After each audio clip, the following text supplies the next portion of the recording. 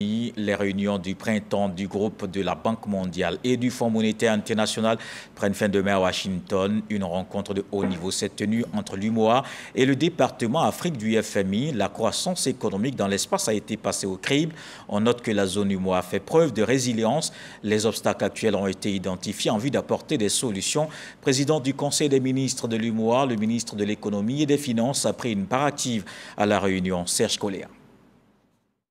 Réunion de haut niveau entre l'UMOA, l'Union économique monétaire ouest-africaine, et le département Afrique du FMI. Au cœur des échanges, le maintien de la stabilité macroéconomique pour préserver la dynamique de croissance dans l'espace. Autour du président du Conseil des ministres de l'UMOA, les ministres statutaires, le président de la commission de l'UMOA, le gouverneur de la BCAO, l'autorité des marchés financiers. Le ministre Adama Coulibaly a évoqué le rapport du département Afrique du FMI. Il note que l'UMOA a subi des chocs qui ont impacté les finances publiques et causé un déficit budgétaire.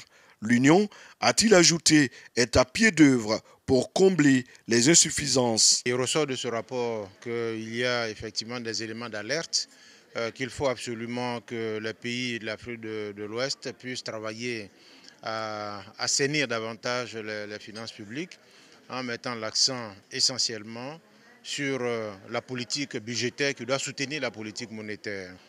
Et nous avons aussi discuté de la possibilité pour le FMI de faire en sorte que les pays de l'espace UEMOA puissent bénéficier de toutes les facilités qui existent. À cette tribune de l'économie mondiale, les rencontres se succèdent pour la délégation ivoirienne.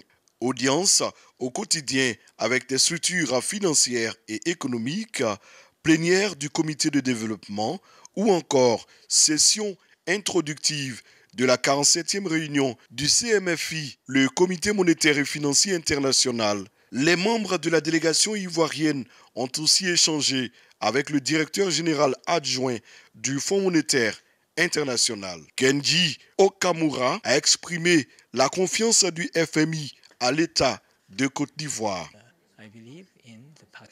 Nous sommes satisfaits de cette rencontre que nous venons d'avoir avec la délégation ivoirienne. Plusieurs projets et actions de développement de la Côte d'Ivoire nous ont été présentés. Nous sommes là pour accompagner la Côte d'Ivoire dans ces différents challenges. Le ballet des entretiens se poursuit pour la délégation ivoirienne à Washington jusqu'au dimanche 16 avril 2023.